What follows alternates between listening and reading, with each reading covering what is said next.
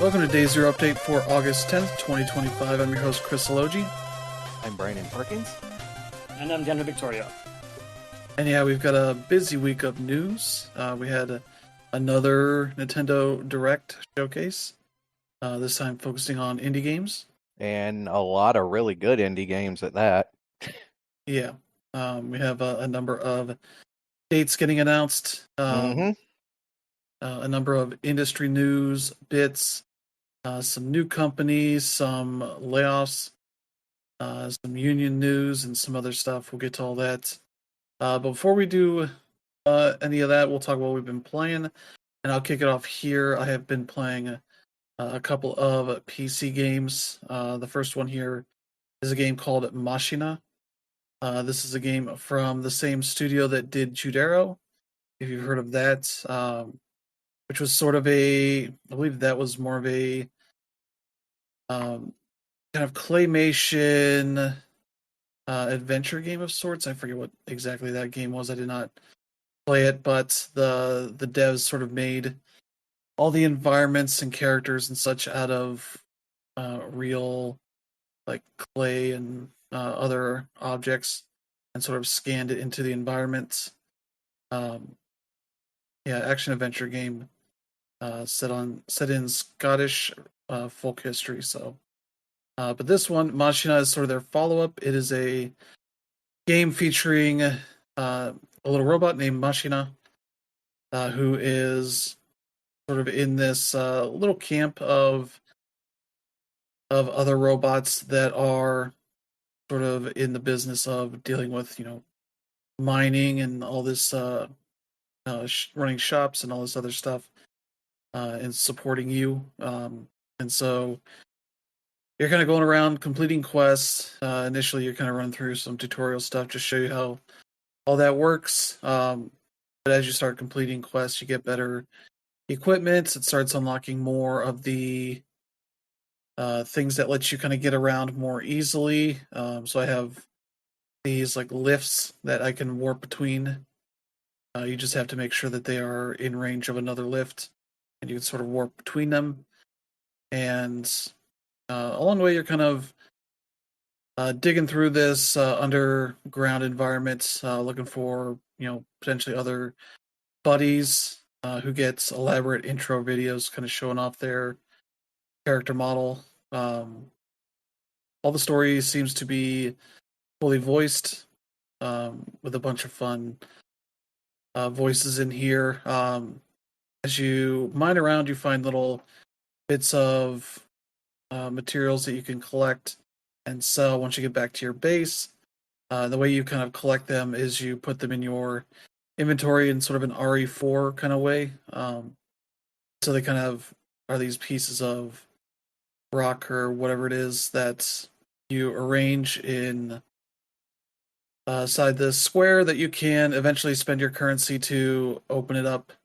So at a certain point, you get experience for doing all this, and as you level up, you get skill points, and you can expand the bounds of that space that you can put all your stuff in. You also start unlocking more tools and such. So I have essentially dynamites.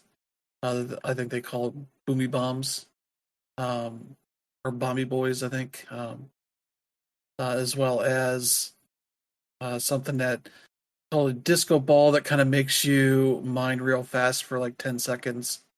It can help you kind of get around, but those things can cost currency that you might want to just spend on more substantive upgrades. You have a blacksmith that makes your better tools, that lets you mine more efficiently, and all that. And yeah, you're kind of just building out this area, then going back up to the overground area where all your buddies are, and that's kind of the underground is in a 2D space, and then the overground is kind of 3D. And it's kind of has a bit more platforming to it. Partially because there's some collectibles up there and some secrets and other characters that you can meet with, but it's like the ultimate goal, at least initially, that I'm working on is finishing up quests for a bunch of characters, and then we're gonna build a path to one of the other islands that's around here. And the sea, kind of weirdly enough, looks like Mountain Dew, very bright green kind of thing. So I don't know what the nature, if that's like some nuclear material or something. They haven't really explained any of that, but otherwise, kind of just a fairly straightforward digging game that I'm looking forward to put some more time into. I've been just enjoying that a lot. And the neat thing is in the main menu, they have a little documentary for how the game was made, so you can sit there and watch and learn about all the way they make all the characters and environments and such, and scan them to turn them into models in the game, um, which is pretty cool. And like the main menu screen mostly just has shots of the room that they worked on these character models and such. So that's a really cool additional bonus thing in there. So yeah, that's been a lot of fun to play.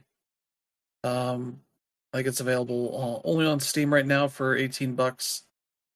The other game I've been playing is Ritual of Raven. This came from a code from Team 17.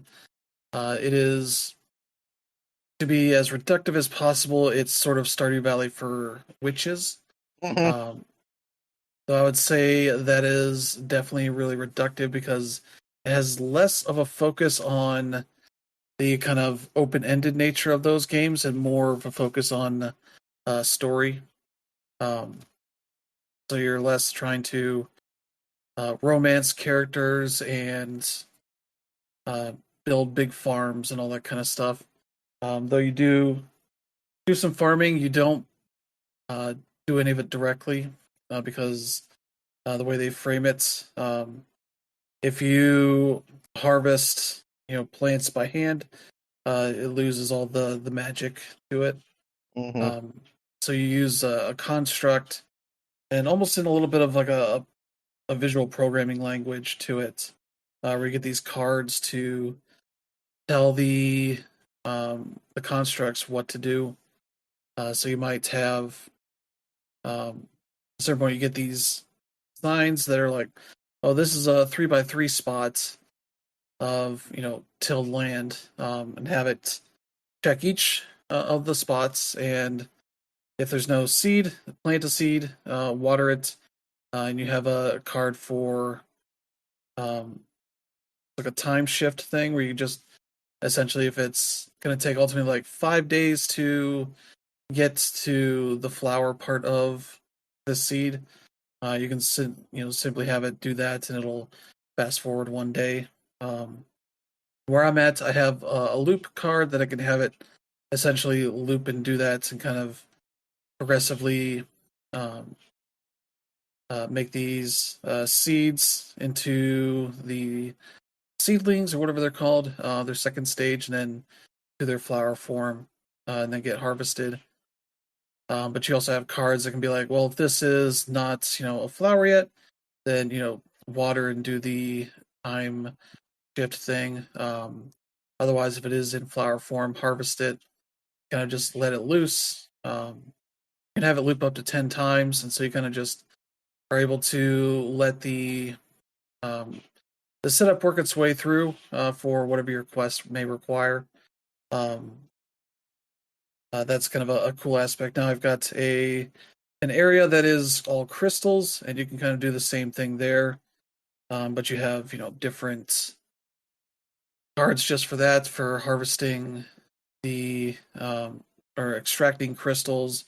But you can also have it check if there's even crystal in that ground, and be able to skip the time it takes for that stuff to check. So yeah, there's a lot of ways to fine tune the way these things work, and kind of it lets you save setups. So if like, oh, this is my ideal uh, setup for mining crystals, I'll be able to keep pulling this back up. Same for different kinds of plants and whatnot. And they kind of really do a good job of making that sort of an interesting thing to mess around with. Um, And so yeah, the story here is that you are a human from the non-magical Earth who's somehow been pulled into this world through a portal that is a magic land. You run into this mage or witch named Sage, who is sort of like, well, my familiar has disappeared through a portal um, until I can, find a way to get back to them. Um, I'll train you as a witch, essentially, and you can create your own character with a variety of looks and all that. And you can change it at any point. The place that you go to sleep in has a mirror that you can change that at any point. It has pronouns and um, different voice options. Though there's no real voice here. You'll get little, uh, you know, noises that you make as you're doing some talking. And so you kind of get trained by her in a lot of the basics, up to the point of you have the ability to change the moon, the phase of the moon, because some plants will change into. You'll harvest different things if they're in different phases of the moon. You have berries that might be different colors in different phases of the moon, all that kind of stuff. Um, so that's a neat thing. You work with her to set that up, and then the last thing you end up doing is going through the ritual for summoning a familiar, which you get a little raven, hence the title.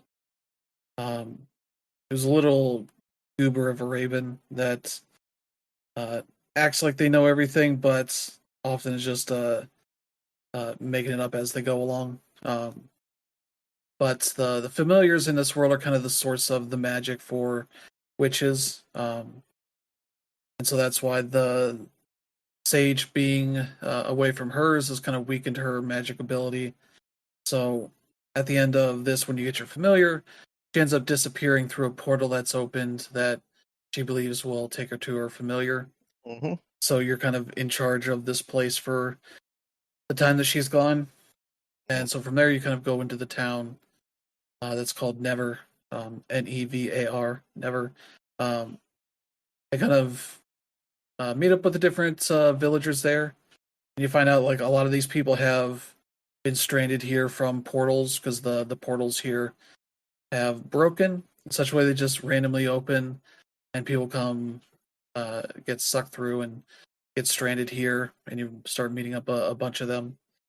So you're trying to figure out like, okay, wait, what happened with these portals that caused this? And you're led to find out about the portal keepers and the nature of what they were trying to do, what happened. They fail, and at a certain point, they split up. And this seems like a fairly recent thing, like it's within probably the last few months before you arrived. And so in the process, you're working with some of these villagers to, start working your way to solving the problems that happened. Particularly with one of the villagers whose little sister was one of the portal keepers, and you're sort of working through that.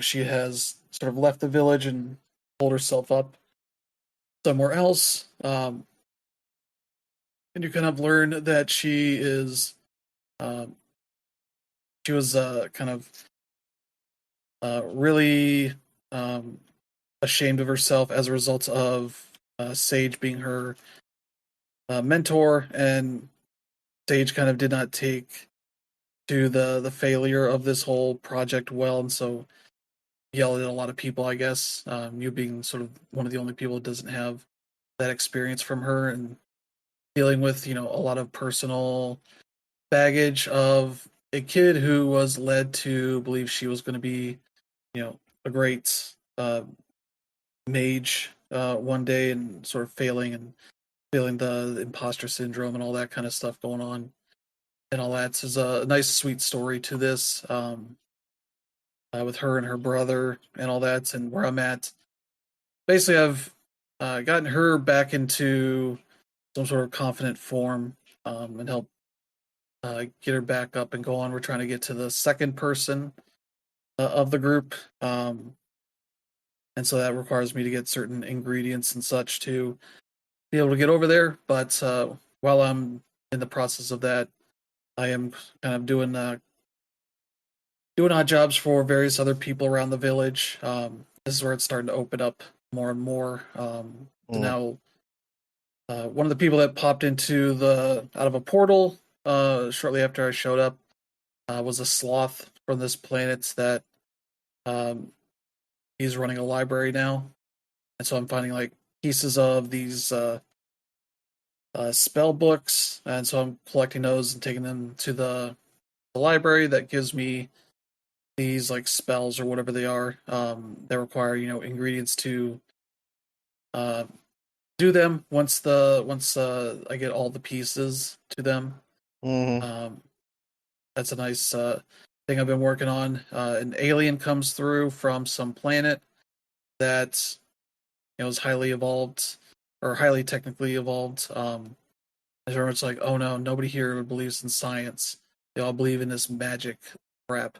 Um, and you kind of get them a little bit off of their high and mighty, you know, place there, and realize that that they're kind of stuck there for a while, if not maybe for good. And you kind of end up helping them set up a museum of sorts of these like lost objects that have come through these portals, um, which is where the fishing is.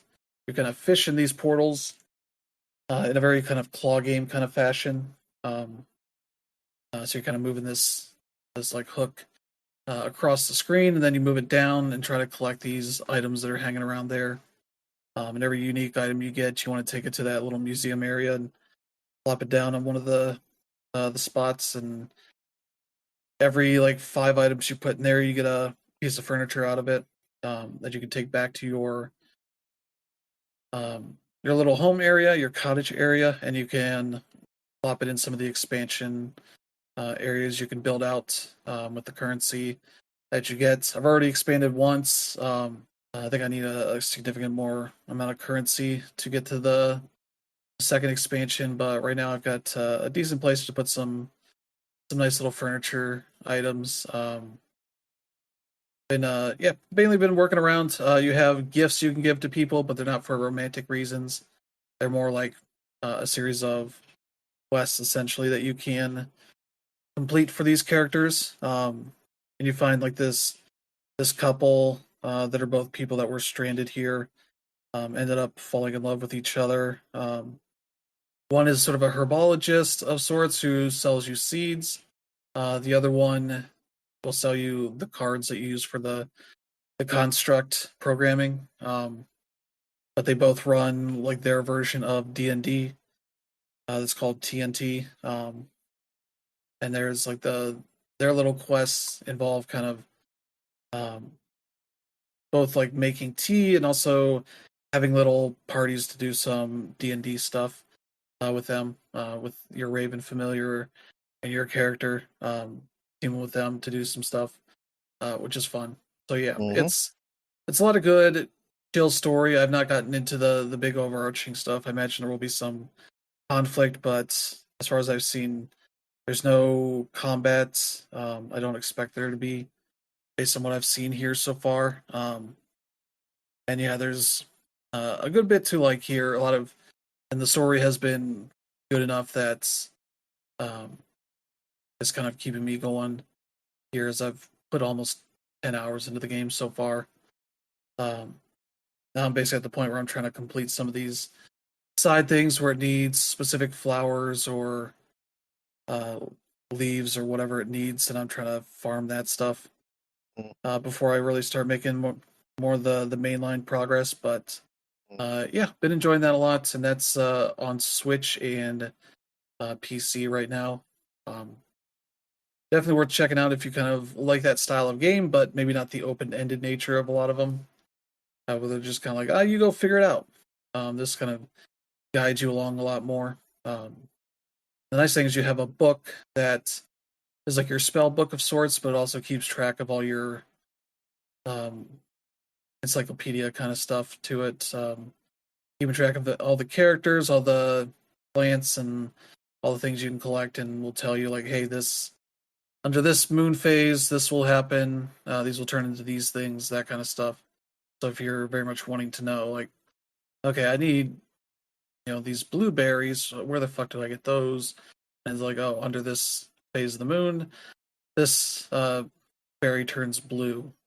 It's like, oh, okay. The only real kind of thing about that is when you change the phase of the moon, it only happens once you go to bed. So much like a lot of these do, you don't save until you go to bed. So you can't just kind of keep playing as much as you want. You kind of need to finish a day before you end your session. Which I kind of wish these games would move on from that. Just let you save whenever, because you can let them. You can't have a lot of things going on. There's no stamina system to this, so I think at 2 a.m. you basically just instantly go to sleep. You don't get like a penalty like in Stardew Valley when you're out too late or anything like that. It's like, no, you're done doing whatever. You'll wake up at 8 a.m. and kind of have to do whatever the next day. So, yeah, that's also been fun, and that's been pretty much what I've been doing. So, how about you, Brandon? Well, as for me, I briefly went back to Astrobot for a couple days because I remembered that, since the end of last year, they had added a few new things to it, including a whole new sort of galaxy of difficult trial stages that I wanted to do because they all, of course, have new bots to collect and all that stuff. And I decided I'm going to go ahead and go back and see if I can get through them. And if you remember, like how the button challenge stages were, where they were like specifically designed to piss you off. That's basically all of these stages. All of them are based around like a specific power up that you'll get. So like, the frog gloves or the thing that lets you roll up into a ball and roll around, all that stuff. And you're essentially trying to get from point A to point B. And in between is a bunch of really challenging obstacles that really do require some serious timing and coordination. Otherwise, you will just keep dying over and over again. The good news is, unlike the time trials, you do not have to you're not running against the clock here. It does keep track of what your speed is, but you're not held back from getting a bot or whatever at the end of the stage. As long as you finish the stage, you get the bot. And then after you do all of the challenge stages, there's a final hidden challenge stage that shows up that basically throws a bunch of those power-ups, not all of them, thank goodness, but a lot of them into one single stage. And once again, there is no checkpoint, so if you end up dying towards the end, sorry, you got to go all the way back to the beginning and try again. It took me a couple dozen tries before I finally finished it, but yeah, just remembering how good that game is and why it was Game of the Year in 2004. It was just that damn good. But the other game I've been playing and I've been making some significant progress on is Void Stranger. And I finished my first run through the Void earlier this week, and what happens after that is you're essentially told that there's something you got to do, and then you're sent back to the beginning to start all over again. And so essentially, when a game does that, it's like, okay, I need to be paying attention to all these surroundings and stuff around me. And one of the things I figured out is every time you go into a new series of floors, after you awaken from the save rooms, there are these murals that are generally at the top of the room, and they'll have these sort of pictograms on them, and these pictograms are called brands. And Essentially, once you're going back through the series of these floors, you will eventually come across a room that is like a perfect square. And essentially, what you have to do is you have to rearrange all the tiles on that room to match the brand. And when that happens, you'll get these, we'll just call it for lack of a better term, a pattern show up on either side of the screen, and then fall off into the pit, basically, where you'll end up in a secret floor where a lot of times you'll end up getting an item that you'll be able to use from then on called burdens. And the ones I've gotten so far are a thing called the Void Memory, which is basically a thing that lets you speak to like the statues and the boulders that you see all over the place, and they'll like tell you stuff. They'll give you hints, or they'll talk about lore, stuff like that. Another one is a pair of what's called Void Wings, which are these pair of like fairy wings that will actually let you like skip over a pit. As long as it's like, one tile long. If it's any longer than that, then, you know, it'll fall. But this is a huge game changer because it means you can basically move around a lot easier, not constantly having to refill like all of the pits you come across. You can actually just skip over some of them. And then the last one I got is the Void Sword, which is exactly what it sounds like. You can actually now kill enemies with this thing, which most of the time is fine. Not all the time, because some of the time you're going to need something to stand on a switch to open doors. But yeah, that's where I am. I'm just about finished with my third run. Because I finished a whole run a couple days ago, and I'm finishing up my third run probably tonight. And yeah, I'm just amazed at like the layers that this game has and how it sort of just slowly, unveils its story to the player,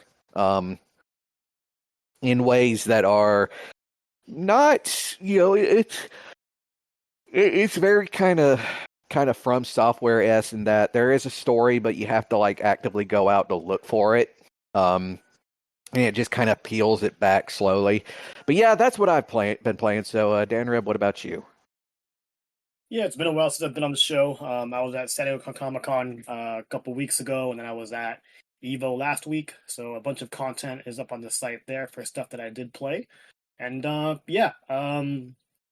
also brought my PS5 to Evo just because like I was really enjoying the game. That game was Ninja Gaiden Ragebound. Phil has a review on the site, and yeah, I'm really loving that one. I don't have as many hours as I want to put into it, but like I'm just really having fun with it.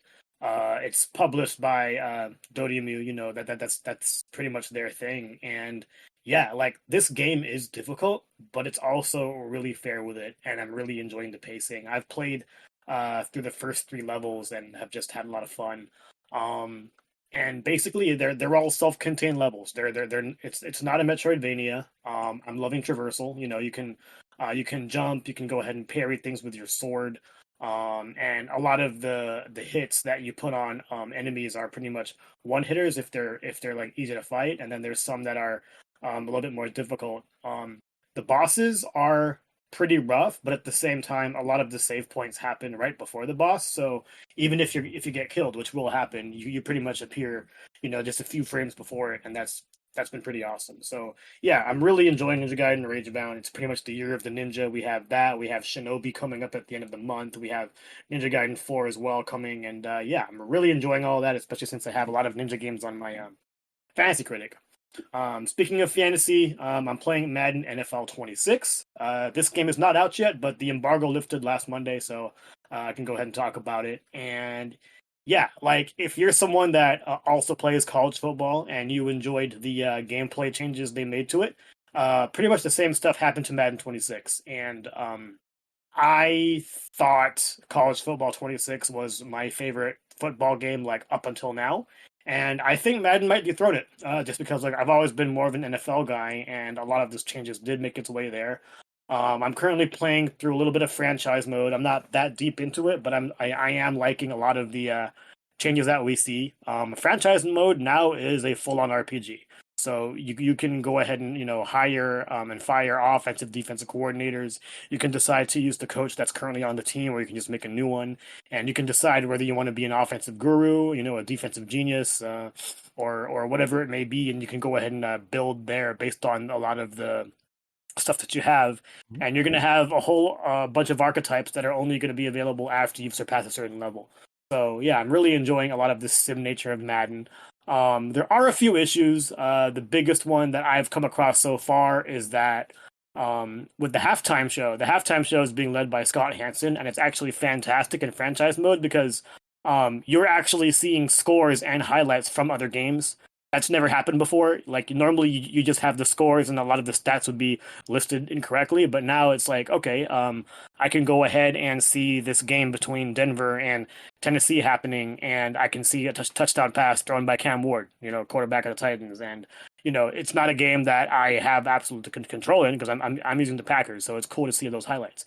The problem is after all those highlights, the game freezes, and you can tell that because you can't press the home button on any controller, so you have to actually just reset the whole thing, and that's pretty annoying. Obviously, you don't want to go through that, and because of that, I don't want to risk seeing the halftime show again.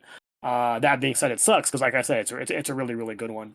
You also have the option of what commentators you want on the game. They currently have the same three from last year. They have Brandon Gaughan, Charles Davis, Brock Heward, and I forget the woman's name, but she does a really good job there. And then you have Mike Tirico and Greg Olson. All of them solid.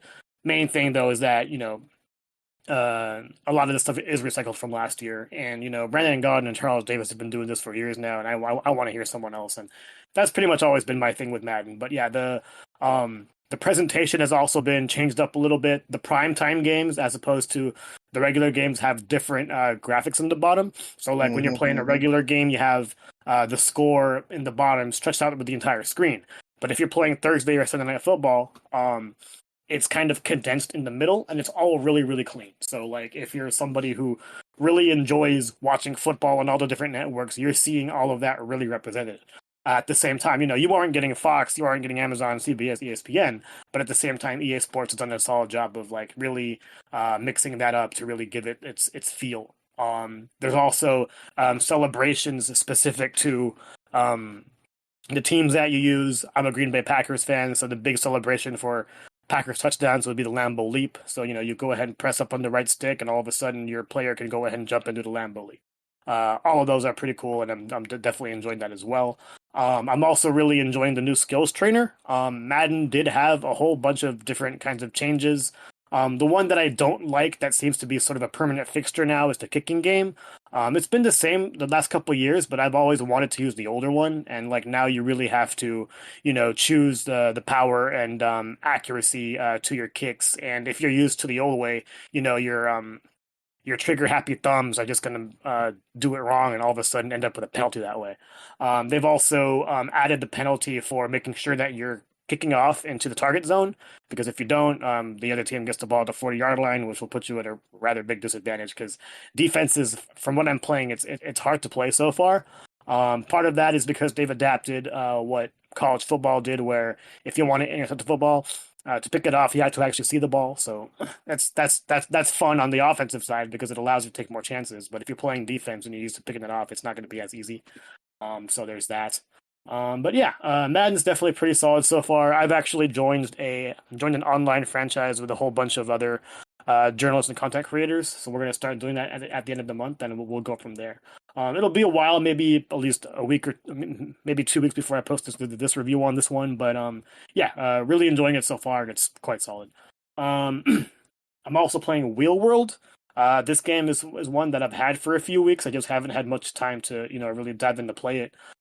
This game is basically an open world, fixer-upper bike game.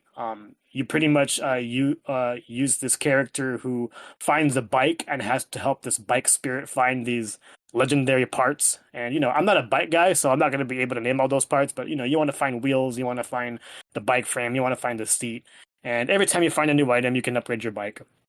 But the cool thing about this game is, it sort of has that Burnout Paradise feel, where you just go around and enjoy the landscape, go on races against other posses, if you will. And the main thing you want to get here is like street cred. That way you can go ahead and gain access to various other places that you can go ahead and bike at. And yeah, it's really solid. The controls feel nice. The main thing that I'm not liking is that there is a lot of draw space. When you're able to zoom in, all of a sudden things appear. I'm not big on visuals, but that is something that really annoys me, especially when you're playing on PS5 and things like that. But it also is an Annapurna published game, so it's obviously an indie. But I'm enjoying it so far. The open world here is better than Mario Kart's, which isn't saying a whole lot. But considering people talked about Mario Kart's open world being a game changer, Wheel World does a whole lot better. I'm not saying it's Mario Kart fun, but it's definitely pretty fun in its own regard. And then also, I'm still playing Donkey Kong Bonanza. Really enjoying that game. This might be my game of the year so far. Just being able to do all these new challenges. It's a little bit of a spoiler, but after you beat the game, there's more to do. Harder levels, different kinds of abilities or different kinds of obstacles that require you to use abilities that you didn't know you had. Things like that. And yeah, I'm really enjoying it. But I haven't been playing it as much. I'm sort of starting to teeter back on that one. So I'm looking forward to the new stuff that's coming out on Switch too. I actually just downloaded the demos for Mina the Hollower, as well as The Adventures of Elliot. I haven't played either yet, but I'm definitely looking forward to diving into those demos, especially since it's going to be a while until we get either of those. But yeah, that's about it. All right. All right, so yeah, let's get to some news. First up here, we've got some new additions to Game Pass. Let me see here. Yeah, available now. There's Rain World for Game Pass Ultimate, PC Game Pass, and Game Pass Standard. Yep. That's one of those really neat looking games. Hard to describe what the gameplay is like on that. It is very artsy. Yeah. You're playing like a small little prey animal who's like basically navigating through this enormous sort of like post-apocalyptic world where like tech and nanomachines have basically taken everything over. So you're basically just nothing but dead machinery everywhere. And you're basically climbing around and you're trying to avoid predators. Yeah. That's the game, basically. And it's really damn good. Yeah, so there's that. Let's see. Also available now. They got a few additions to Game Pass Standard here. The Citizen Sleeper 2, Star Wars Vector for Xbox. So you can check that one out. Lonely Mountain Snow Riders. Also for Xbox, Mech Warrior 5 Clans, and Orcs Must Die Death Trap. That have all been added to Game Pass Standard. Let's see, for August 7th. That just was a few days ago. Assassin's Creed Mirage for Game Pass Ultimate and PC Game Pass. So if you've not checked that one out, that's a solid game. Then we got two that have not come out yet. For Game Pass Ultimate, PC Game Pass, and Game Pass Standard, Aliens Fireteam Elite. This is returning. This is the the co-op third-person survival shooter. I guess going up alongside Alien Earth, that is starting to air for FX and Hulu. There's that. Then on the 14th, which will be Thursday, on Game Pass Ultimate and PC Game Pass, Nine Kings will be going into early access. They call this a fast-paced roguelike kingdom builder. I'm not sure if this is in the vein of the Kingdom games. No, this is more kind of a traditional RTS kind of thing, grid-based RTS. So So okay, you're kind of building up essentially like a big base inside of a kingdom, and Yep. then taking on enemies as they come along Mm-hmm. in big battle kind of stuff. Okay, Yep. there's that.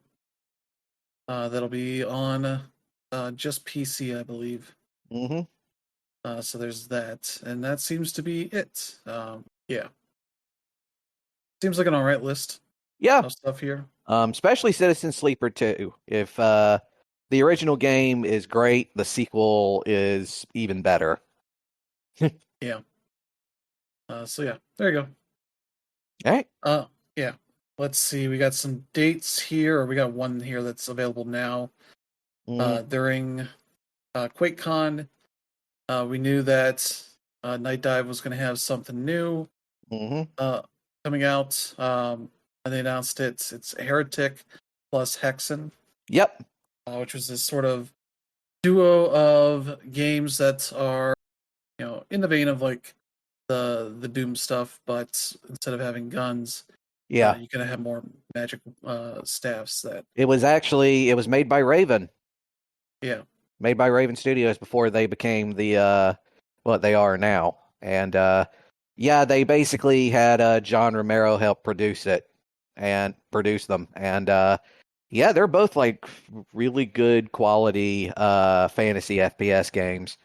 Yeah. So yeah, those are out on pretty much everything, I believe. PlayStation, Xbox, Switch, and PC for $14.99. They're also on Game Pass. Yeah, it looks like it includes some of the let's see, Heretic, Shadow of the Serpent Riders, Hexen, Beyond Heretic, Hexen, Death Kings of the Dark Citadel. Mm-hmm. 2 new episodes. Heretic, Faith Renewed, Hexen, Vestiges of Grandeur. Yeah. So some extra mod type stuff there, along with a bunch of quality of life features as well added to the game. So that's neat. You want to check those out? Mm-hmm. Yeah, if you want to play like a bit of old PC gaming history, Heretic and Hexen are both like primo examples of mid '90s gaming. Yeah. So there's that. Let's see. We got a demo coming out this week for Hell Is Us, Yeah. the action game, action RPG that's coming out later this year. Mm-hmm. Yeah, this will be a PS5, Xbox demo. So if Yep. you're on consoles, you can check that one out. Mm-hmm. The game itself will be out September 4th, so not too far Yeah. away. Yep. This is one I've been keeping my eye on, so I'm definitely going to be downloading this Tuesday. Yeah. So there, you got that to look forward to this week. Also happening later this week, Teenage Mutant Ninja Turtles Tactical Takedown will be coming to Xbox Series X and S and Switch on August 14th. So people can check those out. I've played a bunch of the PC version, and it is a fantastic game. Yeah, it seems like they will be coming out alongside an update that adds remix mode, which adds say more content, more enemies, and increased difficulty. So yeah, that looks like it'll add some more stuff to do. So that's cool. This is a very good strategy game. Definitely worth checking out if you like your TMNT or your strategy games. This does some really neat stuff with that. So that's worth checking out. Yeah. Prior to this announcement, it's only on PC, right? Yeah.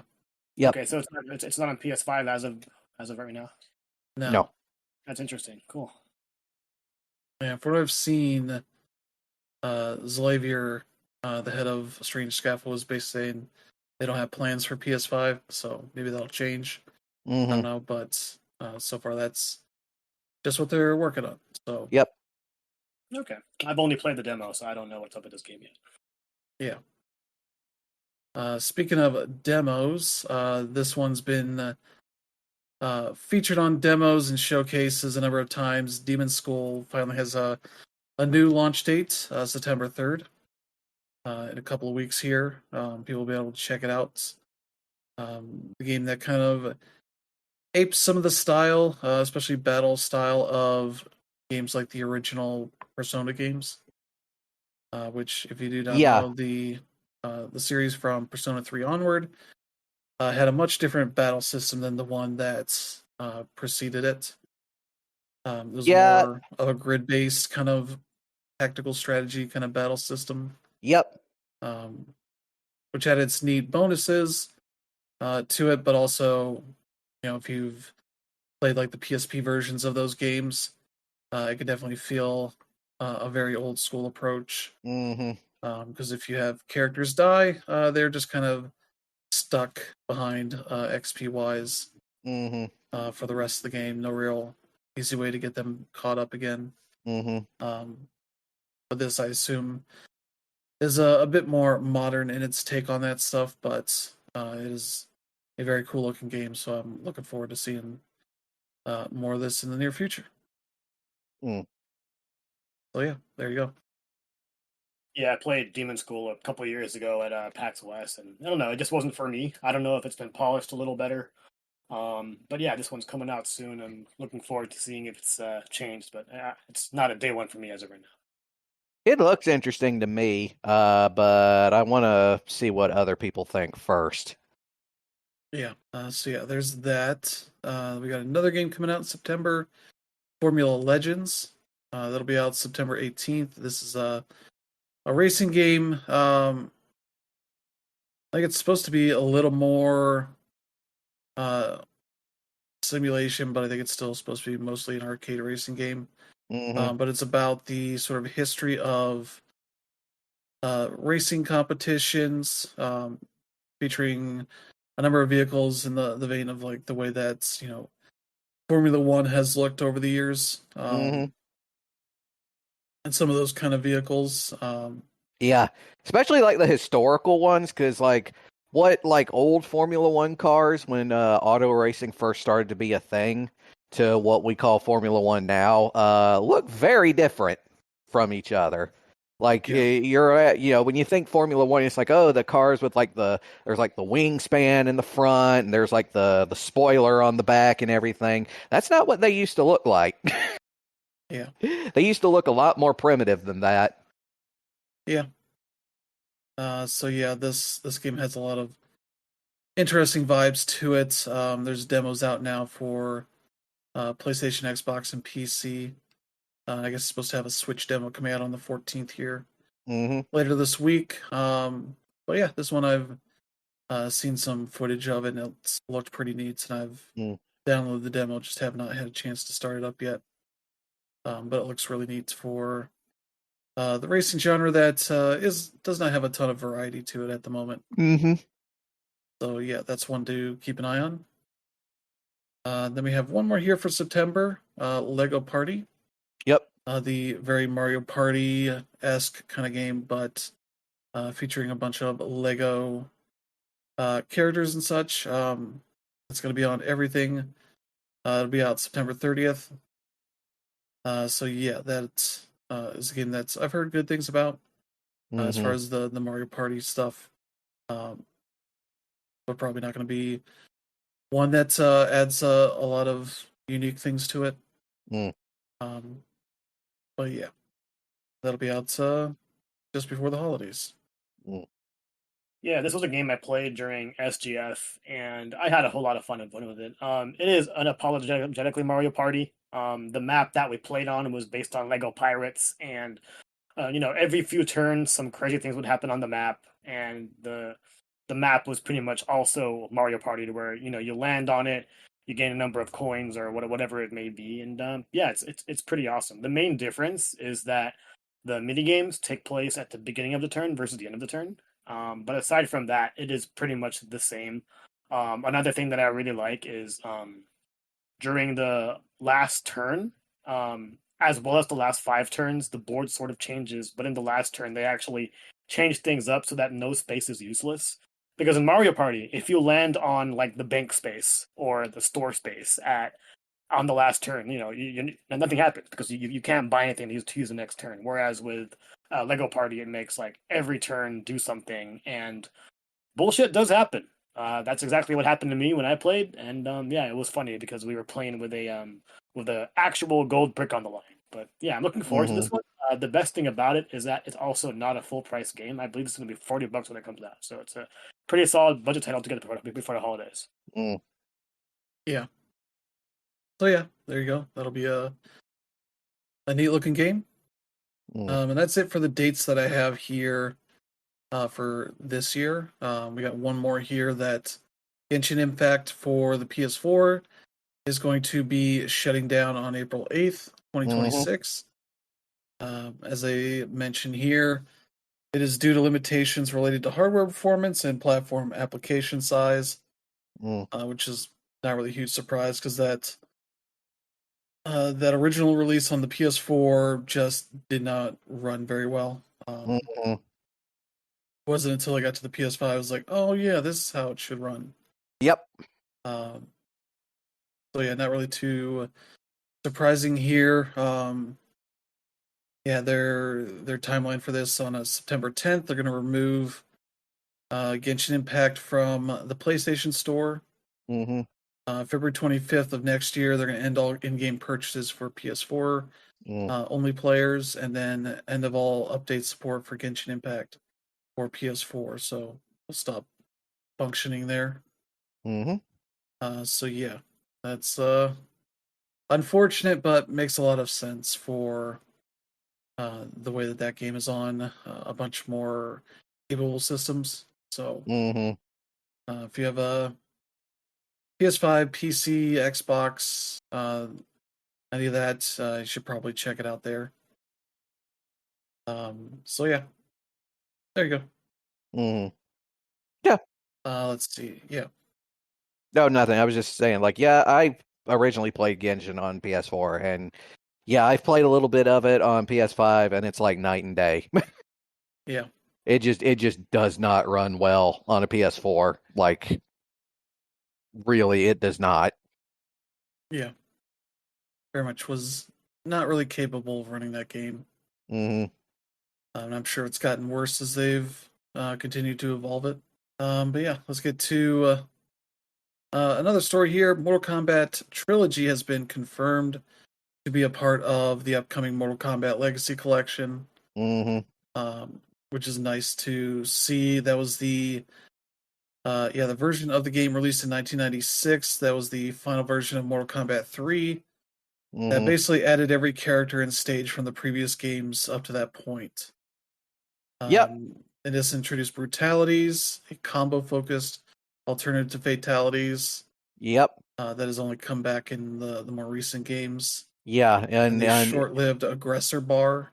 Which grants fighters increased speed and damage when filled. And I believe it was also kind of I forget if this is the one that's kind of broken or not. It might be depending on the platform it was on.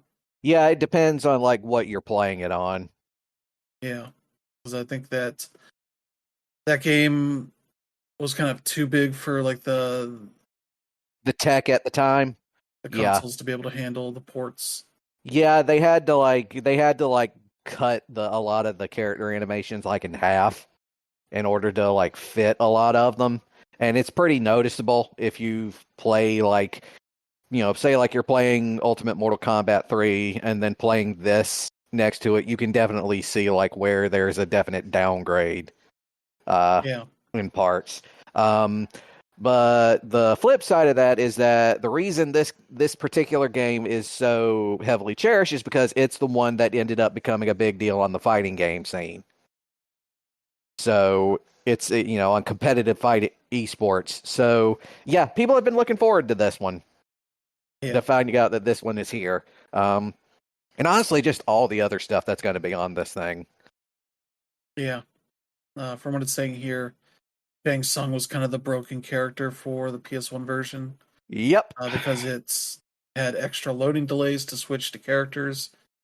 So there are options to completely turn off morphs or let the system load 2 additional characters into memory when playing Shang Tsung, thus Yep. eliminating the long loading delays when morphing.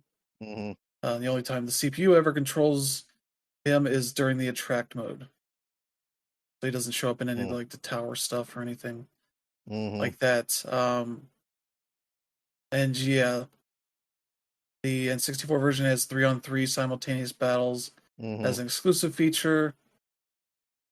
Yeah, so that kind of has some better things, but the music is pretty bad, it seems like. Mm-hmm. And there's only 30 characters included instead of the 37 featured in the PS1 version. Yep. It lacks Goro and Kintaro, the classic Mm-hmm. versions of Jax, Kung Lao, Kano, and Raiden, Mm-hmm. as well as the unmasked Sub-Zero. Mm. Though the masked Sub-Zero can perform both of their special moves. Yep. Chameleon is replaced with Chameleon. That's C Chameleon is replaced with K Chameleon. Mm-hmm. Female ninja that randomly switches between Katana, Melina, and Jade. Yep. And yeah, there's an ultimate combat code screen after the single player game is over. A 6-digit code can be entered to unlock Human Smoke and Chameleon for normal play. Yep, that's a holdover from MK3. Yeah. And then there's the Saturn version that has its own issues. So yeah, that's an interesting like game that's seems like it was far more intensive than any of the other games really were for those consoles. So that'll be interesting to have. I assume it's just going to be the arcade version. Yeah. But they really should put those other versions. Just be like, hey, here you go. These are broken, but enjoy. So yeah, that's gonna be a very cool collection. They announced physical versions as well. There's a standard edition for $60 for Switch 2, $50 for every other platform. Deluxe edition, $80 on Switch 2, $70 on PS5 and Switch.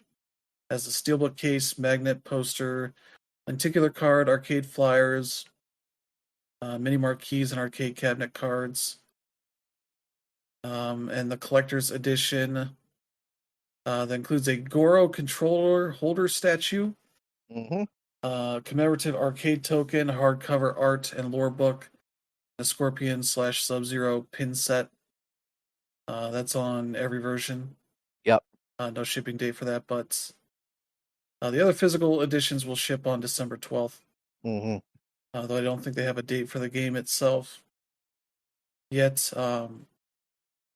I assume it'll at least be before December 12th. So there you go. That's gonna be one of the more exciting retro things coming out the rest of this year. So there you go. Yep. Let's see. I got some developer news. We had a new studio formed, Red Octane Games. Sort of a new version of the old Red Octane, which was one of the two companies that made the original Guitar Hero games with Harmonix. And once they finished Guitar Hero 2, and I think the 80s game, they ended up splitting up with Harmonix making Rock Band, and Red Octane sticking to work on the other Guitar Hero games until Activision Blizzard shut them down in like 2010. Yep. Something like that. I think Neversoft and some other studios ended up working on the future Guitar Hero games. So this is a new rhythm studio. It's under the Embracer free mode branch of Embracer, with a bunch of veteran rhythm game developers working here. Yeah, they're currently working on their debut rhythm game that's going to be announced later this year. That might be something that shows up on the Game Awards or something like that. So yeah, the studio's led by Simon Abacher, former production director on a bunch of the Guitar Hero games at Neversoft. Yeah, they include a bunch of creators and developers who worked on Guitar Hero and DJ Hero games. So yeah, that seems neat. Though being under Embracer is a little bit of a bummer. Because we know if they don't do well, then Embracer will shut them down. So better get it right, whatever they're working on. Yep. So yeah, it seems like this will be hardware based, based Yeah. on the trailer they put out. Mm-hmm. It literally has a section here that says a new era in rhythm gaming hardware. So I imagine some maybe guitar controller or something. I don't know. We'll see. But yeah, there you go. Let's get to some bad news. Some more bad news from Microsoft. Yep. As they announced that the game by Avalanche Studios, Contraband, that got announced like 4 years ago. We've literally never heard anything since then. Nope. Has been canceled. Not really a huge surprise. Nope. For any of that, because you don't hear about a game, any new footage or screenshots, or really the developers saying anything about it. You can probably assume that things have gone poorly, and it's not going to end up releasing. And that ended up being the case here. Unfortunately, kind of wasting the time of a talented studio like Avalanche. So they probably won't ever work on any more Just Cause games. I would like them to work on something cool, kind of show that they still have it, because they were definitely top of their game like 10 to 12 years ago. And they haven't really made much of note since then, unfortunately. Hopefully they can survive this and make some cool stuff, and not have Xbox essentially be the reason they get shut down. So yeah. Hopefully get some better news from them at some point in the near future. But yeah, there you go. Yeah, it sucks, but it's just one of the symptoms of sort of the contraction of this AAA gaming space, or at least that part of the industry. And Microsoft just signing a bunch of deals for games, whether they were going to actually follow through with them or not. And that one ended up being one of the ones that didn't follow through, like Everwild and Perfect Dark and a bunch of those games. That also got shut down. So yeah, there you go. But we'll go to some more positive news. Sony announced some figures for the PS5 that has reached 80.3 million units shipped, which is a big number for a system that supposedly has not done well. I think it's only like 2 million, like 2 or 3 million behind the PS4 at this point. Considering what the PS5 launched in during a pandemic and some of the worst shortage of parts we've seen for the gaming industry in a long time. Kind of an incredible feat that they've reached at this point. It seems like they are doing just as well as they've ever done on the money front. I believe at this point in the PS4's life cycle, like they were doing, they had like $200 units and $300 PS4 units. And as we know, the PS5 right now is like 450, 500 for the main systems, and 700 for the Pro. So yeah, they're making plenty of money, selling very well. So that seems to be good for them. So yeah. Yeah, it's solid, especially since, we're seeing companies like Nintendo, raise their prices on old hardware. And, doing that. And obviously Sony has done the same thing overseas. But at the same time, going back to the pandemic and its launch, PS5s were so hard to get for longer than any platform that I believe. I remember, like, I think I've bought like 10 in my life just trying to help other people. But anyway, like, especially now, with, for some reason, people are already talking about the PS6. Like, it's funny seeing that people are just getting on their PS5s, and we're seeing we talked about Genshin Impact shutting down their PS4 stuff. Like, I don't know how much people are still playing on PS4. I would imagine that it's still a popular platform. But yeah, like it's time to get on, and it looks like Sony is finally seeing some success there with the right way to do it. Yeah. Mm. So yeah, there you go for that. Yep. Now we'll go back to some bad news. Mm-hmm. Bithell Games has announced that they have laid off 11 of their full-time employees, which Mike Bithell has said here is constitutes the majority of our full-time staff. I don't know necessarily what their part-time staff might be or anything like that, but yeah, they posted a statement saying, sad news today, Bithell Games, having been unable to secure a new larger scale project, is reducing in size. It means that 11 jobs are being made redundant. This constitutes the majority of our full-time staff. It became clear leading up to the release of our most recent game that we were not immune to the challenges faced by many game development teams seeking funding partners in 2024 and 2025. We've unfortunately been able to communicate these challenges ahead of time. We've been fortunately been able to communicate challenges ahead of time and work with affected staff. These departures as much as possible via severance packages. So yeah, basically saying like they've suffered from the continued trouble of finding new partners to fund projects that many independent studios have been dealing with. So they're kind of having to lay off a bunch of their people, most of their full-time staff, to try to keep the company going. Hopefully they can survive that, but yeah, just continue to see even a studio like this is just kind of kept going with its titles, making a lot of small games every couple years. Are also having troubles, much like everybody else. So yeah, not really having any like huge sellers has finally kind of been the big issue for them.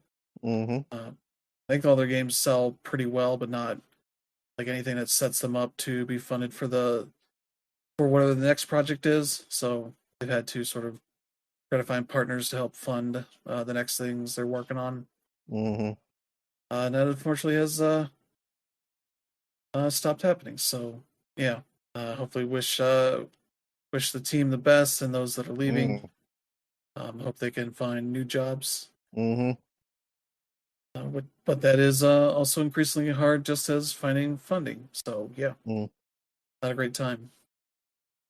Yeah, it just goes to show how difficult it is in the industry right now. Obviously we're talking about layoff after layoff, and here's another one. But at the same time, it's like people are saying, "Oh yeah, we gotta go indie." That doesn't mean anything. If you can't find funding, you can't find funding, and that's exactly what happened here. And it's tough to see. Especially like a week, 2 weeks after we find out John Wick Hex has been delisted. Doing that closes down another source of revenue you guys could have made, and it's tough. I don't know how big their team is overall, but him saying that the majority is now gone, that's rough. But at least there are some measures being taken to make it a little bit easier, and we definitely need that. Yeah. So yeah, there's that. Then we'll get to our next story here. Rod Ferguson is leaving Blizzard after being there for 5 years.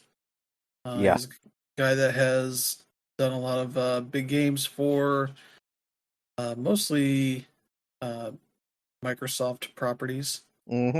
So yeah, his big stuff has been working at Epic Games on the Gears franchise, then continued to work on the Gears franchise at the Coalition, and then worked at Blizzard, helping them get to working on Diablo 4 and all that. I know he's jumped around a bit here and there between those. He joined Irrational Games in 2012 to help them get BioShock Infinite finished. So yeah, who knows what his next project is, but certainly got a heck of a legacy in games, so it'll be interesting to see where he ends up next. But yeah, there you go. Yeah. Yeah, I'm not much of a Blizzard fan, so this doesn't really like hit home for me. But I do know there are a lot of people who know this guy is like. Hopefully, whatever's next is awesome. But yeah, it's just another hit for Mm-hmm. Activision, Microsoft, Blizzard, whoever. You hope it can continue to use its creativity for good stuff. Mm-hmm. Yeah. So yeah, more Blizzard news. The Raven QA union has finally secured a contract with Microsoft after 3 years of bargaining, Mm-hmm. which is a great feat considering that's a hell of a long time to be bargaining a new contract for this, and I'm sure Microsoft did not make it easy on them. But yeah, that's great to see. They formed in January 2022 with assistance from the Communications Workers of America, and yeah, have finally gotten a deal 3.5 years later. So that's great to see for them. Hopefully, they will be able to keep those jobs for the foreseeable future. But knowing Microsoft, that'll always be a threat that looms over the company. So yeah, there you go. Mm. There's some good news. Yeah. Yeah. But yeah, last story here, also a good one. Mm-hmm. Digital Foundry has gone independent Oh, thank and goodness. bought back its outstanding shares from their parent company, Ziff Davis. Yeah. I do find it always interesting when people talk about the Ziff Davis company because essentially they have formed a company called IGN Entertainment that owns all the gaming properties that they own. So whenever this stuff gets reported, just report it as IGN, and it's like, no, IGN didn't really have any say in all this stuff. It's always Ziff Davis that's pulling the strings Mm-hmm. on this stuff, continuing laying off people at IGN despite them doing better than ever. So Digital Foundry has managed to buy their way out and are going to be going independent and focused on their Patreon for people to support that Mm-hmm. if you want to keep them going. So yeah, that's good news for them and their fans. So Mm-hmm. always good to see. Yeah. Yeah, I mean, Digital Foundry does not do what everyone else does. So that automatically makes them special. When they were acquired by, ZD and IGN, I was like, this is weird. It's just weird condensing of the industry. But yeah, at the same time, I want to go ahead and credit those organizations for letting this buyout actually happen because it's better for them, it's better for the fans, it's better for the staff. So. Mm. I'm hopeful that they have enough Patreons, but I'm pretty sure they will. Mm. Yeah. So there you go. But yeah, we got the last part here, the Nintendo Indie World Showcase of games. And we'll kind of move through this pretty quickly. Let's see, we have Mina the Hollower open it up. Yep. Nothing really new here other than there's a demo out now on the Switch Yeah. and Switch 2. And if you have not played that demo yet, you really should. Because Yeah. that game, if they can keep that energy up through the entire game, it's going to end up being Game of the Year material for sure. Yeah. And that demo's out now. The game will be out October 31st. Yep. That we already know that. Let's see. Then we got Well Dweller that got announced. This is from Top Hat Studios. The same developers of Crypt Custodian and Islets. Kyle Thompson. Yep. It's what they call a dark fairy tale Metroidvania. Mm-hmm. That'll be out on Switch and PC next year. So that's one to keep an eye on. Yeah. Then they showed off Neverway for the fifth showcase it's been in since Summer Game Fest. Mm-hmm. So if you did not know that was a game, it's Switch and PC right now. It'll be out sometime next year. Let's see, Herdling. It's coming out August 21st on a PS5, Xbox, Switch, and PC. So that's one that's looking pretty cool. And we got Is This Seat Taken? A little social puzzle game about arranging people on a variety of places where you would have seats to find the perfect places where these different personalities should be sitting, and finding the optimal setup there. That's out now. $10 on Switch, PC, and mobile. So that one's worth checking out. Let's see. Little Kitty Big City has a new update called the Picture Perfect update, coming out August 27th. That I believe adds a new customization tool for your kitty to change their look and all that. There are new parts of the neighborhood to explore, new characters, and some new mischief to get into. That'll be out August 27th on any of the editions that are out there. Mm-hmm. Let's see, we got Content Warning. Yep. There was a big PC game that came out either late last year or earlier this year. But one of those kind of co-op games where you're essentially a content team making YouTube videos, essentially, to where you go underground and deal with these monsters and such that are down there. And you try and survive that as you're making these videos, and once you get back up, you can submit those videos to your YouTube and kind of watch the end product and see how many hits you get and all that, and make some money and try to keep the numbers going up to stay alive. So yeah, one of those kind of surprise hit games that is finally coming to consoles, PS5, Xbox, and the Switch and Switch 2. Yep. Sometime next year. All right. Then we got Ball Pits. This was the main Devolver Digital game that they showed off at Summer Game Fest in their showcase. It is a weird mix of like Arkanoid, Vampire Survivors, and like base building stuff, roguelite stuff to it. This is coming to PS5, Xbox, Switch, and PC October 15th, and Switch 2 will be sometime later in the fall. So yeah, it'll also be on Game Pass, I guess. And yeah, this is the developer of Mr. Sun's Hatbox and sort of his next game, which is a very different game. So yeah. Then we had Ultimate Sheep Raccoon get shown off for Switch, Switch 2, and PC. It'll be out sometime this winter. This is a follow-up to what I forget what their previous game was called, but it was like a platform, competitive platforming game where you're kind of building obstacles and platforms and such to get across this level. Yep. But here it's more of a racing game. Maybe their version of like Trials, where you can put up obstacles and such to either hinder your opponents or help them, whatever. It works the same way. You basically want to at least ensure that one person will not make it to the end. Otherwise, nobody gets points if everybody's safe. But if somebody dies, then everybody gets points that survives. So it's one of those competitive games.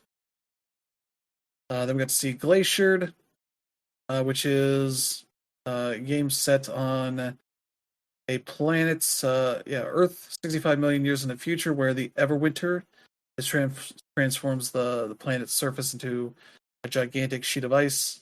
And so life has continued to survive under the ice in the seas below. So you're controlling this like avian creature that is going around and fighting other creatures and such. There's a bit of RPG elements to this kind of thing. And yeah, it's coming to Switch 2 and PC, and it's a timed console exclusive on the Switch 2. It'll be out sometime this holiday. There's that. We got to see Winter Burrow. That's coming to Xbox, Switch, and PC sometime this winter. Undusted Letters from the Past, which is a neat little game about basically cleaning up these kind of dirty objects, and that adds to the story that's going on here. You learn the backstories behind these objects in every chapter. Yeah, I guess the main character's mother has passed, so you're going through like their effects and seeing like what stuff they had and learn more about your mother and all that kind of stuff. So looks neat. That'll be out Switch and PC this October. Then we got Tiny Bookshop, where you kind of create a little bookshop that hangs out, I think at the beach. So it seems like it's a trailer, so you Mm-hmm. might take it to different locations to sell books to people as like a cozy management kind of game. Mm-hmm. That's out now for $20 on Switch and PC. Then they announced that Caves of Cud is coming to Switch this winter, which is one of those classic roguelites kind of games, or Mm-hmm. roguelike kind of games that has been around for a while. Mm-hmm. Came out formally on Steam a couple years ago. So yeah, gonna be coming to Switch at some point later this year. I don't know how it's Mm-hmm. gonna work so much, but could be neat. Let's see, Strange Antiquities, I believe is the sequel to Strange Horticulture, um, which is a fairly popular game. That's coming to Switch and PC on September 17th. Mm-hmm. So there's that. So then Opus Prism Peak is coming to Switch, Switch 2, and PC this fall. Mm-hmm. It's another one of those like adventure games, multi like story branching, multi-ending story Mm-hmm. adventure games. So Yep. there's that. There's a game called Go-Go Town coming to everything: PlayStation, Xbox, Switch, and PC, spring of 2026. That's sort of like a town building simulation game. Mm-hmm. So there's that, and then they ended on the announcement that UFOs 50 is out now on the Switch. Mm-hmm. So that's one you can go check out. That was my number 2 game last year. Yeah. Well worth checking out. It is Definite. an incredible collection of games made to mimic an era of like the 80s. The kind of games you would see there, games influenced by that stuff. That is just a huge variety of games. It's 50 games. And if you play them in like the order of release, you kind of notice how they evolve their ideas and sequels and future games and all that kind of stuff. That is just a really well made collection. Oh So yeah. that's one to check out. And yeah, that was the showcase. Mm-hmm. Um, I would say for me, this was not really a great showcase because I know about most of these games beforehand. Mm-hmm. Luckily, some of them got dates. But a lot of them are still like, it's coming out later, Yeah. maybe next year. Who knows? There's a lot of winters, a lot of falls, Yep. a lot of 2026s. And it's like, this didn't really seem to change a lot, as well as it's still highlighting the lack of dev kits because a lot of these are just for the Switch and not the Switch 2. Mm-hmm. And it's like, all right, I don't know why you think Derek Yude is not deserving of a Switch 2 dev kit, Mm-hmm. considering the success of Spelunky and all that, and this game's reputation. But Nintendo does not have a ton of those to send out, and probably less so for indie devs, as we've seen not many indies on the Switch 2 Mm-hmm. yet. So yeah. But yeah. What year did you enjoy seeing, Brandon? Well, obviously, Mina the Hollower is the really big one. That is their Yacht Club coming out, finally making their follow up to the huge, unprecedented success that Shovel Knight was, going in basically a completely different direction. And if the demo is any indication, they've basically nailed it. So yeah, I am absolutely excited to play that. Neverway, that is another game that ever since I laid eyes on it, I'm like, yeah, this is right up my alley. I got to play this. It's got all the farm sim stuff with the slice of life stuff, and oh yeah, there's a bunch of cosmic horror shit happening too. I'm like, yep, that's exactly the type of game I want to play. So Phil, hint, hint. I'm not Phil, but Dan Reb. Hint, hint. In case you're listening. Yeah. Let's see. Glacier looks pretty neat. Tiny Bookshop also looks cool. It's kind of up my alley. Good, quiet, comfy game. Opus Prism Peak definitely looks really awesome. And I'm definitely going to take a look at that. And UFO 50 too, being able to just play that on a console. just sounds great. So yeah, there's a bunch. They had a bunch of really great announcements here. Yeah. How about you, Dinner? I enjoyed this one a little bit more than the partner direct, just because like a lot of the indies just speak to me.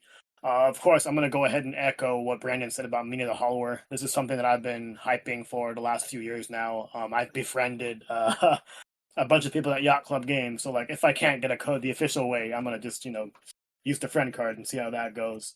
Neverway is a game that impresses me every time I see it. I'm not big on horror games at all, but this one looks like it just goes the extra mile to really make you feel something on top of just the way its visual style is. It looks really, really nice. And Yeah, it's got the gorgeous pixel art. Like the way it uses the purples and the grays and the dark colors, it just works. So that's something I'm really excited for. Hurdling is a game I played at GDC. If we get a code, I'm definitely gonna throw it Chris's way. But it's a game that I really really enjoyed, but it also had a bit of a learning curve. Like when you see the kid all of a sudden like moving the beasts in front of him, that actually took some getting used to because it's really hard to like really move them around. Main reason being like when you're playing the game, think of like a pool cue, right? You have to hit the back of it to like hit it somewhere else. You have to have that same mentality, otherwise, like you'll just struggle moving things around. But yeah, that one definitely looks like a whole lot of fun. I am a huge fan of the games that Panic publishes, and that one looks great as well. Little Kitty Big City. I don't know what this is, but I really enjoyed that game. If it's story DLC, I'll jump in. But it looks like it's more like customization stuff, so I don't know if I really care. And then Ball Pit also looks really cool. I did not watch any of the stuff during SGF because I didn't have any time, so I didn't know what this exactly was. But now that I've seen it in action, and it looks like something I'd want to try. Tiny Bookshop is something that probably should have had more to it, just because it was a shadow drop. But yeah, looking forward to looking at that as well. Opus Prison Peak also looks amazing. I don't know how it'll play on Switch 1. I hope there is a Switch 2 update, but that one looks cool. And then UFO 50 was a game that I didn't pay much attention to last year, so I'm happy that's not on Switch so I can give that a shot. And it's available now, so that one looks pretty cool. But yeah, if anything, I wish this had a one more thing in here, even if it was Mina the Hollower to talk about the demo. But yeah, at the same time, like Nintendo is the company that decided to make this format, so I guess I can't really complain about that. And oh yeah. Is this seat taken? Like that's available on Switch and PC. If you're somebody who only has like 5 minutes to play a game, this is definitely something you want to take a look at as well. But yeah, that's about it for me. Yeah. So yeah. That was a decent enough showcase, but still not the one that people want to know like what else is happening for the Switch 2 later this year. Like what this and the partner direct kind of showed is that the dev kit situation is still kind of bleak at this point.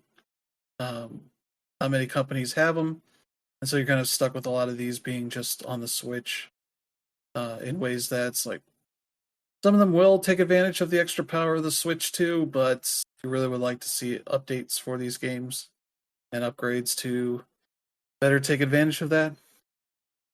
But yeah, they're still kind of dealing with a lot of that, and indies seem to be at the brunt of lacking on that, which is a shame.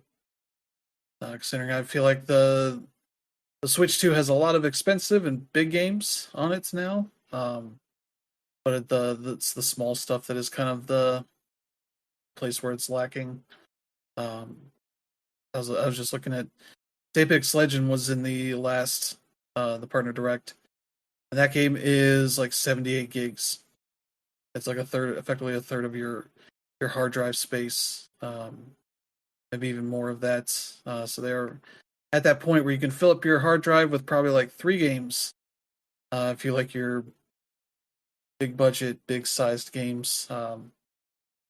So yeah, that's kind of the unfortunate thing with the way the Switch 2 library is right now. So yeah, as your Nintendo showcase for now. We'll see if we get any sort of Nintendo Direct in the next month or two, so we can get dates on Metroid Prime 4 that's still supposed to be out this year. And like I think they got 1 or 2 other games they may have out by the end of the year, besides Pokemon. But yeah, that's gonna end up doing it for the show this week. So thank you to Brandon and Danner for joining. We'll be back next week with a new slate of news and things to talk about as the summer trudges on. Madden will be out this week. I'm trying to see what else we got coming out. Yeah, there's Raw Raw Boom and Senua's Saga Hellblade 2 for the PS5, as well as that remaster of the first game for PS5 on the 12th. The 14th has Dragon Drive. I played a little bit of that demo and it's like, I don't have the desk space for it, so I was just using the like shorts here, the Joy-Cons on my shorts, and I felt like I had perpetually greasy hands I was trying to wipe off.